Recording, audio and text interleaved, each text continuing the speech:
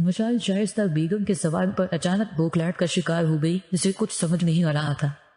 وہ کیا بولے وہ آنٹی نے، وہ روحان؟ مشال نے اٹکتے ہوئے بات شروع ہی کی تھی کہ شائستہ بیگم بول اٹھی، ہاں بیٹا، روحان کی کچھ دنوں سے طبیعت نہیں ٹھیک، پتہ نہیں کون سا بخار ہے، اسے جو جانے کا نام ہی نہیں لے رہا، ابھی بھی بے سد سا پڑا۔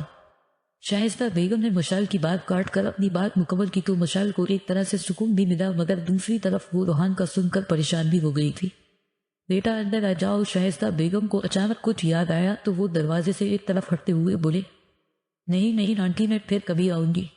مشال جلدی سے بولی۔ اس سے پہلے کہ شائستہ بیگم مزید کچھ بولتی وہ الٹے قدموں بھاگ گئی۔ پیچھے سے شائستہ بیگم کی آوازیں اس کے کان میں پڑے، مگر وہ جیسے کچھ سن ہی نہیں رہی تھی۔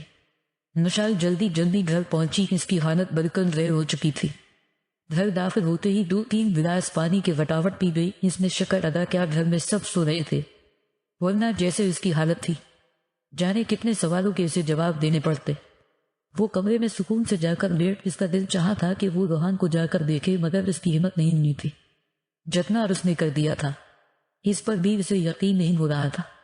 وہ جتنا روحان کے بارے سوچتی، اس کی دھڑکنیں بے ترتیب اور لبوں پر انجانی سی مسکان آ جاتی۔ اسی کیفیت میں جانے کب اس کی آنکھ لگ گئی، اسے پتہ ہی نہیں چلا۔ مشال ایک طرح سے مطمئن ہو گئی تھی کہ اور کوئی مسئلہ نہیں، اور اس کا اطمینان بڑھ کر دوست ثابت ہوا، کیونکہ اگلے 2 روز بعد مشال جب صبح کالج جانے کے لیے مقررہ جگہ پر پہنچی تو آج روحان پہلے کی طرح مشال کو دیکھنے کے لیے موجود تھا، مگر آج وہ مشال کی طرف دیکھ کر مسکرا رہا تھا۔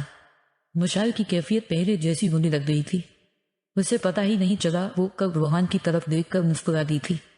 احساس ہونے پر اس نے جلدی سے سر جھکا لیا اور زیر لب بے ترتیب دھڑکنوں اور تیز سانسوں کے ساتھ مسکرا دی۔ مشال کو اپنی کیفیت کا اندازہ نہیں ہو پا رہا تھا کہ آخر یہ کیا ماجرا، پر اتنا وہ جان چکی تھی روحان اس کی نس نس میں سما چکا ہے۔ روحان کا خیال آتے ہی وہ شرماتے ہوئے مسکرا دیتی تھی۔ وہ سوچ رہی تھی تانیہ کو اس بارے بتائے یا نہ بتائے۔ تانیہ اس کی بچپن کی اور بہت قدوس فرین تھی، اگر بعد میں اسے پتہ چلا تو مشال کو پورا یقین تھا وہ ناراض ہو جائے گی۔ ویسے بھی اس کا دل کرتا تھا اپنی فیلنگز کسی کے ساتھ شیئر کرے، اور تانیہ سے بہتر اور کوئی نہیں تھا ایسا جس پر وہ اعتماد کر سکے۔ مشال کالج پہنچی تو خلاف معمول آج اس کی گلابی گال کھڑے کھڑے سے تھے، اس کی آنکھوں سے عجب سے خماری چھلک رہی تھی۔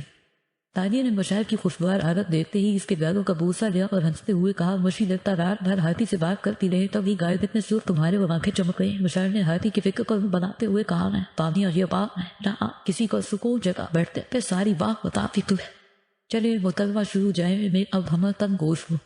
تانیہ نے الگ کونے میں بیٹھتے ہی جھٹ سے کہا۔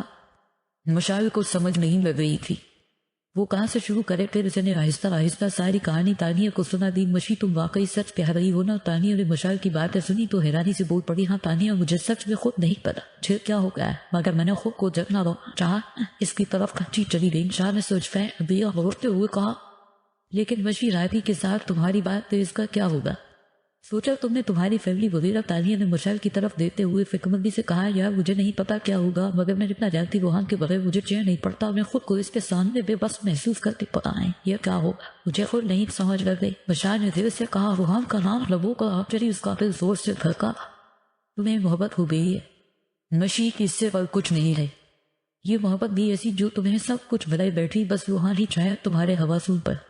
تانیہ نے شرارت بھرے لہجے میں مشال کی دال تھپت پاتے ہوئے کہا، تو مشال شرم سے سرخ ہو گئی۔ اچھا چلو سب ٹھیک ہو جائے گا، ریلیکس رہو اور روحان سے بات کرنے کی کوشش کرو، وہ کیا سوچتا کیا چاہتا، یا ایسے ہی بدوؤں کی طرح تمام عمر دور سے دیکھتا رہے گا۔ تانیہ نے ہنستے ہوئے کہا تو مشال اچانک بولتی، نہیں مجھے نہیں کرنی آتی بات، بالکل بھی نہیں، مجھے نہیں پتا، جب کرو روحان سے بات کرنے کا سوچ کر ہی مشال کی حالت رہ ہونے لگ گئی۔ ہاں اتنی شرم، ابھی تو شادی بھی ہونی اور پتہ نہیں کیا کیا ہونا، اس کے بعد تم ابھی سے لے دے کے بیٹھ گئی۔ تانیہ نے ماری خیز لہجے میں ہنستے ہوئے کہا تو مشال اس کی بات کا مطلب سمجھ کر شرم سے وزید نہ گئی۔ تانیہ چل پلیز اب نہ کچھ بولنا پلیز، مشال نے چیختے ہوئے کہا، اس کا دل جیسے دھڑ دھڑ کے باہر آ جائے۔ ہاں تانیہ مشال کی حالت سے محظوظ ہوتے ہوئے ہنستی